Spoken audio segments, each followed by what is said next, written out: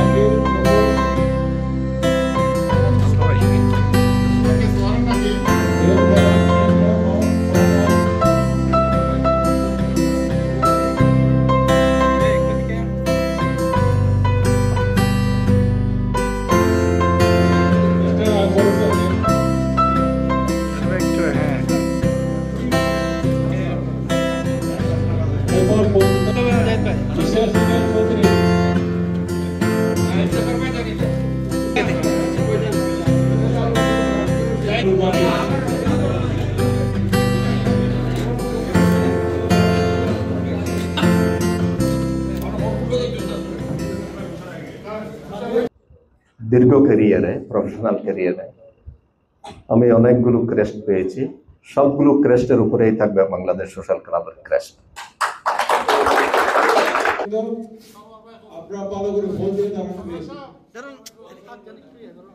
Club নেতারা বলেন, আজীবন সদস্যদের সম্মাননা জানাতে পেরে আমরা গর্বিত।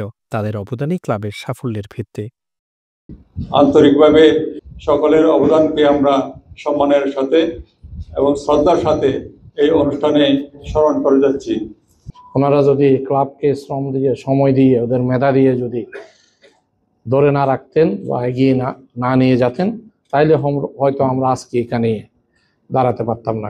অতিথিরাও তাদের বক্তব্যে আজীবন সদস্যদের নিষ্ঠা, শ্রম ও সহযোগিতার প্রশংসা করেন এবং ক্লাবের উন্নয়ন ও ঐক্যের ধারাবাহিকতা বজায় রাখার আহ্বান জানান। এই আয়োজনে যারা এসেছেন সবাই সমাজের অত্যন্ত দায়িত্বশীল ব্যক্তিত্ব আপনাদের মাঝ থেকে সমাজ অনেক কিছু আশা করে। আপনারা প্রত্যেক স্থানে প্রতিষ্ঠিত এবং প্রত্যেকেই দায়িত্বশীল। আপনারা দায়িত্বশীল ভূমিকা পালনের মাধ্যমে আপনাদের যেই চিন্তা, আপনাদের যেই আগ্রহ ক্লাবের জন্য, ক্লাবের কর্মকাণ্ডের প্রতি, এটা অব্যাহত রাখবেন। শ্রম, মেধা, নিজের পকেটের টাকা দিয়ে ক্লাব চালাই। আমি যদি তার বিনিময়ে কি সমালোচনা, আমরা সমালোচনা কেন করবো, আমরা আলোচনা করতে পারি for the better development of the club or future. আমি যেহেতু ভলান্টিয়ারি ওয়ার্ক, আপনারা অবশ্যই আলোচনা করুন, যদি সম্ভব হয় সমালোচনা পরিহার করে ওনাদেরকে সহযোগিতা করুন। সম্মাননা অনুষ্ঠানের আগে ওমানে সড়ক দুর্ঘটনায় নিহত 8 জন রেমিটেন্স যোদ্ধা বাংলাদেশি এবং ক্লাব পরিবারের সদ্য প্রয়াত সদস্যদের আত্মার মাগফিরাত কামনা করে দোয়া মাহফিল অনুষ্ঠিত হয়। সড়ক দুর্ঘটনায় যারা শাহাদত বরণ করেছে, আল্লাহ তাদের এই মৃত্যুকে শাহাদতের মর্যাদা দান করুন। রব্বুল আলামিন তাদের কবরের মধ্যে জান্নাতুল ফেরদাউসের বাগান বানিয়ে দিন।